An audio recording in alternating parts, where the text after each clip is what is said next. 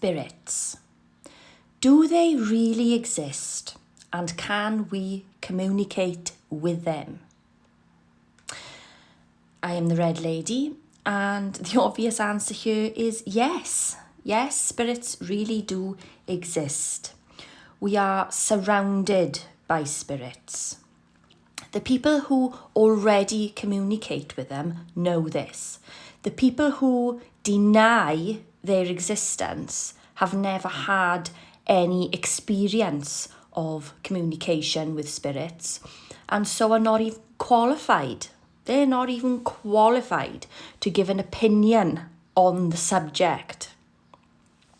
So that always gives me a good laugh. When people tell me I have a great imagination and that it's all in my head, when, thousands of practitioners down through the ages have successfully worked with and communicated with spirits. People have been communicating with spirits since the dawn of the earth, and the practice has endured. Why?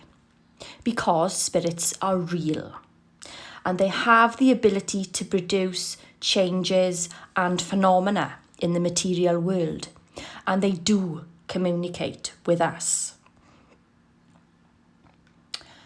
We also have the people who are interested in learning to communicate, but are either hesitant, usually due to fear, or have tried once or twice, not got much of a response, and so have given up. There are also those who are on the path to working with the spirits and are making progress and getting results because they are putting in the time, effort, and the hard work. So the point is, if you are open to communication with spirits and are not afraid, then this is a good start, because it is often the fear factor and the fear of the unknown that can hold people back, even when they desperately want to communicate with spirits and feel it's their life path, that they are destined to do so in some shape or form, or for an important calling or cause. In some instances, that fear factor and lack of a clear direction can be difficult to deal with in the beginning. Also, if you are not putting in the effort and are not really bothered either way and have a blasé attitude or not that serious about it, they will know. And that can affect whether they want to communicate with you. So it is, after all, a two-way connection. Spirits have thoughts, ideas, and preferences of their own. Some spirits love to communicate with people and want to help people progress. Others may wait until you have more experience so they can be sure that what they are communicating to you is getting through clearly, and that is going to be handled appropriately and possibly passed along to others. It can take some time and practice to find your preferred method of communication, to find out what is working for you and what isn't. It can be a case of trial and error, trying out other people's methods and systems of communication that are already out there, or finding your own method. It can take time to refine those abilities and those practices. And perseverance is the key. Spirits have a lot of patience and understand that it is not easy to tread this particular path. They will know that you are learning and they will respect that. That leads to the question of, how will I recognise true communication when it comes? You may have asked a specific question but haven't received an answer, and it might have been days or weeks since. That may well be because you didn't recognise the answer as the answer when it came. in which case you need to be asking the spirits to repeat and clarify the answer further. So this is all part and parcel of building up rapport, and it's always good to learn at least the basics of symbolism and to start building your own symbolism dictionary of what certain things mean to you. What do certain objects, smells, tastes, etc. remind you of? Because even though you may be brilliant at figuring out complex correlations on charts and correspondences that have been written down by other people and committed them to memory by heart, as some practitioners pride themselves on, we often forget to incorporate our own meanings from our own experiences that can be very different to those correspondences, yet can make perfect sense to you within the context of spirit communication.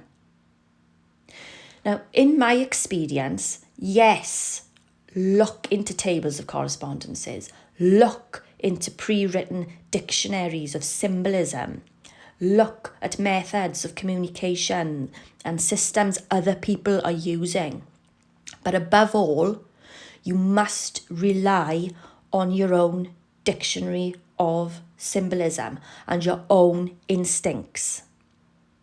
As you progress and persevere, you will begin to see and feel the difference in the quality of the communication.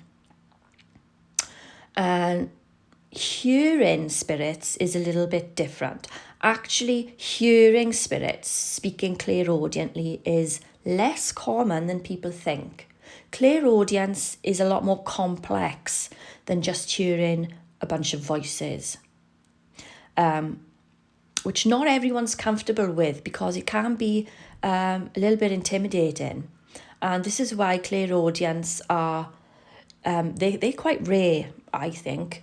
So clairaudience may hear their own voice in their mind, and that may be the point of contact. And so sometimes, especially in the beginning, you may not realise that a spirit is with you because you may not be able to differentiate between your own thoughts and the spirit that communicates with you via your thought processes or via your own inner voice. Although some people may clearly hear the voice of someone else and or different voices that the different spirits use when they communicate.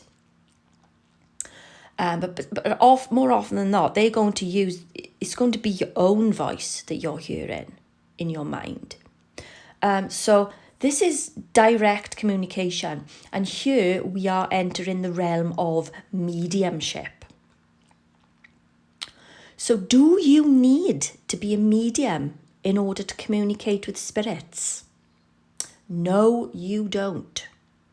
You just need to refine your psychic abilities and you'll do just fine. But of course, it certainly helps if you're a natural medium. Everyone is different and some people will find it easier than others. It doesn't make those people any better than anyone else. It simply means they were born with a natural talent for it, much the same as some people were born with a talent for singing, or they're naturally flexible and have great balance, or they have talent for gymnastics. Even if you are not a natural medium, if the will and the determination is there, then it can most certainly be done with practice and the refinement of your psychic skills.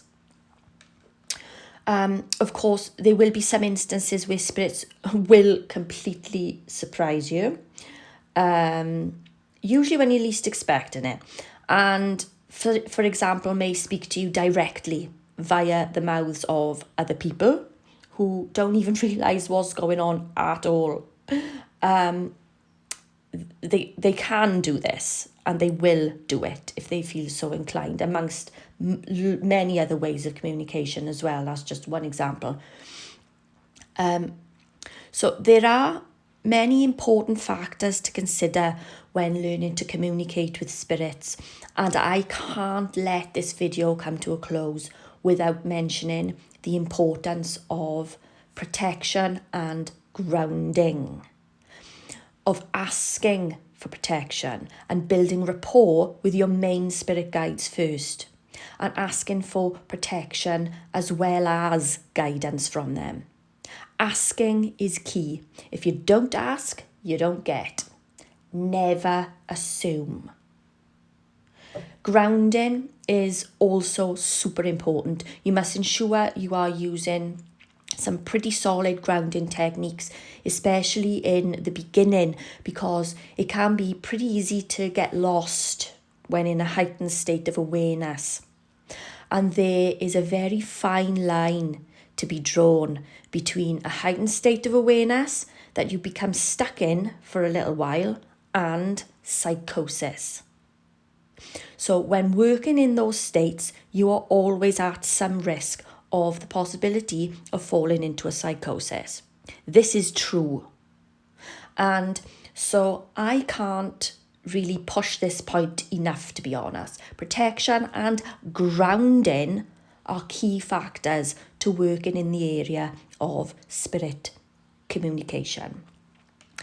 Now, my book, The Red Lady, An Introduction to Magic and Shamanic Witchcraft, has chapters specifically on protection and grounding. And I made sure that those chapters were right at the beginning because they are so very important, crucial, in fact. I'll put the relevant links in the description box below.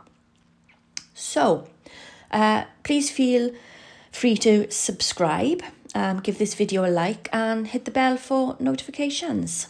Thanks for listening.